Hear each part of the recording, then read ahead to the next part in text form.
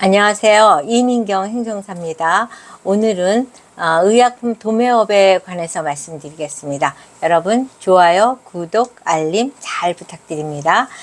우리가 이제 그 약국에 가게 되죠. 그 병원에서 처방전을 받아서 그렇게 해서 가는 약국은 이제 소매점이라고 볼 수 있고 거기에서 판매하는 수많은 약들을 이제 물류창고를 갖춰서 이제 도매업을 하게 되는데 일반 뭐 과자나 이런 도매업과는 달리 의약품 도매업이라는 거는 그 건강과 직결되는 거기 때문에 식약청에서 이제 관리를 하고 있고 그 의약품 도매업을 심사하는 거는 지자체와 유통협회에서 의약품 유통협회에서 관리를 하고 있습니다. 이와 같이 이제 의약품 도매업에 대해서 제가 관심 갖게 된 것은 여러분 진짜 좋아요, 구독, 알림 잘 부탁드립니다.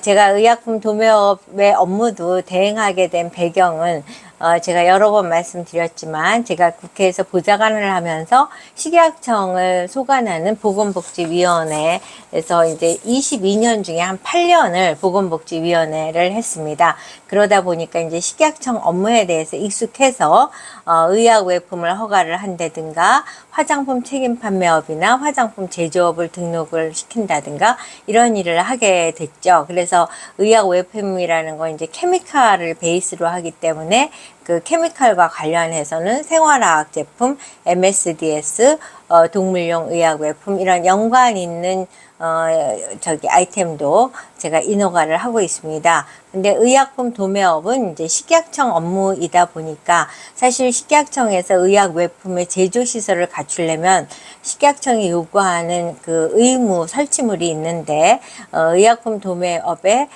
KGSP를 KGSP 업체로 선정되는 과정에서 요구되는 조건이 의약 외품의 그 제조업 등록을 할 때 요구되는 건하고 거의 유사하고 오히려 의약 외품의 제조 시설이 훨씬 까다롭기 때문에 제가 의약품 도매업을 접근을 해서 이 등록 업무를 이제 대행하게 됐습니다. 근데 의약품 도매업을 이제 등록을 함에 있어서 그동안 몇 년 동안 그렇게 많은 건수가 의뢰가 오거나 상담이 의뢰 오거나 이러지 않았습니다. 근데 최근에 부쩍 의약품 도매업과 관련해서 관심 갖고 연락 주시는 분들이 많아서 제가 이제 그 유통협회 높은 분한테 아니 이런 이슈가 있는데 이게 어떤 배경으로 이렇게 의약품 도매업에 대해서 관심들을 갖고 연락을 주십니까? 그랬더니 사실 그분도 정확히는 모르는데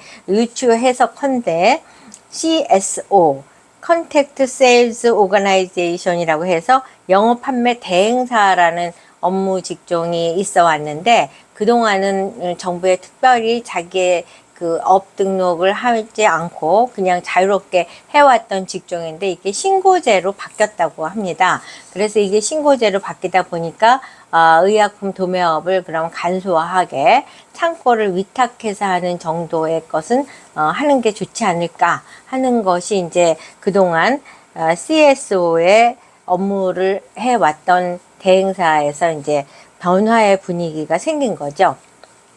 근데 의약품 도매업을 이제 등록하고 신고하는 것이 그렇게 간단치 않은 게 자본금이 5억 원이 있어야 됩니다.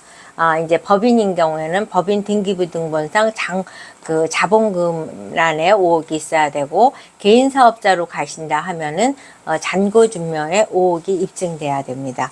그리고 식료 및 원료의약품 한약 도매업을 할 때는 잔고가 2억 원이 있으면 되는데 이제 5억 원의 잔고를 갖고 할 수 있는 종합 의약품 도매업의 경우로 등록을 했을 경우에는 자연스럽게 식료 및 원료 의약품도 다 할 수 있으니까 이제 5억 원으로 종합 도매 의료 하면 됩니다. 근데 이제 종합 의료 도매업을 하기 위해서는 이제 창고가 반드시 있어야 되고, 창고가 없을 경우에는 창고가 있는 업체와 위탁 계약을 맺어야 됩니다.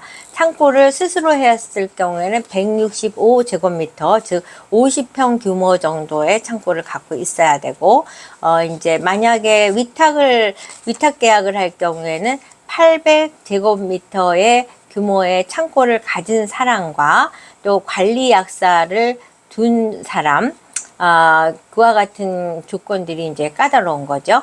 그런 거를 갖춘 사람, 그런 그 창고와 위탁 계약을 했을 적에 창고 없이 의약품 도매업의 등록이 이제 가능하게 됩니다. 종합의약품 도매업을 하기 위해서는 공급관리자 약사 1명, 또 품질관리 약사 1명, 그리고 그 약사 아래 직원이 있어야 되니까 적어도 직원이 정규직으로 서너 명은 있어야지만 됩니다. 그리고 그리고 이제 그 창고를 위탁해서 하시는 분들이 판단을 잘못하시는 경우들이 뭐가 있냐면은, 창고는 이제 위탁 계약을 하면 되고, 나는 공유 오피스텔이나 비거주 사무실을 임대해도 되지 않을까. 그건 절대로 안 된다는 거. 반드시 근린생활시설의 사무실을 임대해야 됩니다. 왜냐? 현장 실사도 나가서 여기가 과연 의약품 도매업을 할 만큼 조건과 모든 그 설비나 것들이 준비되어 있는지를 지자체 공무원이 나가서 현장 실사까지 받아야지만 의약품 도매업으로 승인이 떨어지기 때문입니다. 근데 이제 창고까지 하는 의약품 도매업을 했을 때는 이제 허가증이 나와요. 허가증이 나왔을 때 바로 사업을 할 수 있는 것이 아니라 이제 그 창고에다가 제약회사로부터 많은 약품을 일단 구입을 하고 이제 KGSP 적격 업체의 승인을 받아야지만 유통을 할 수 있기 때문에 일단은 구입한 약을 거기다가 다 해놓고 시뮬레이션을 먼저 하는 겁니다. 시뮬레이션을 일정 기간 동안 하면서 습도 온도 조절이라든가 또 마약이라든가 불량이라든가 그 관리를 위한 잠금 장치도 제대로 해서 다 그것을 운영을 잘 해야 되고, 그 시뮬레이션을 하는 과정에서 이제 발생된 여러 가지들을 기술서에다가 기준서에다 작성을 해서 제출을 하는데, 그 관리에 있어서 기준서는 시설 및 설비 기준서가 있고, 공급 관리 기준서가 있고, 품질 및 환경 설정, 환경 위생 기준서가 있습니다. 이와 같은 기준서에 시뮬레이션을 하는 과정에서 파악이 된 수치라든가 내용들을 상세하게 기재해서 이것을 책자로 만들어서 지자체 공무원과 종합유통협회의 담당자에게 이제 제출을 하게 됩니다. 그러면은 의약품 유통협회에서 검토를 하고 거기서 심사를 해서 승인이 된다. 그러면 그걸로 바로 되는 것이 아니라 지자체 공무원이 현장을 직접 방문해서 종합적으로 현장의 현실이 그 기준서, 제출한 기준서하고 일치되는지를 점검한 다음에 지자체에서 승인까지 하면 그때서 KGSP 적격 업체로 승인이 되고, 그때부터 적격 업체로 선정이 되고, 그때부터 의약품을 유통할 수 있는 자격이 주어지게 됩니다. 그래서 의약품 도매업을 허가를 받았다고 바로 유통을 할 수는 없다는 점. 그리고 이제 많이 오류를 범하는 게 창고를 위탁해서 의약품 도매업을 할 경우에는 공유 오피스텔도 가능하다, 비상주 사무실도 가능하다라고 생각하는 거는 오해라는 점.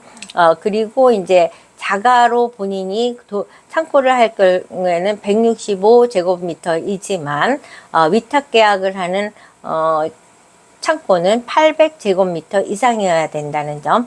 그래서 사실 의약품 도매업을 등록하고 허가받고 적격 업체로 선정이 되는 것은 간단한 것이 아닙니다. 특히 5억의 자본금이 있어야 된다는 게 굉장히 부담이 큰 건데, 그럼에도 불구하고 최근에 이제 의약품 도매업에 관심을 갖고 연락을 주시는 분들이 많아서 제가 의약품 도매업 허가를 위한 영상을 찍었습니다. 여러분 좋아요, 구독, 알림 잘 부탁드립니다.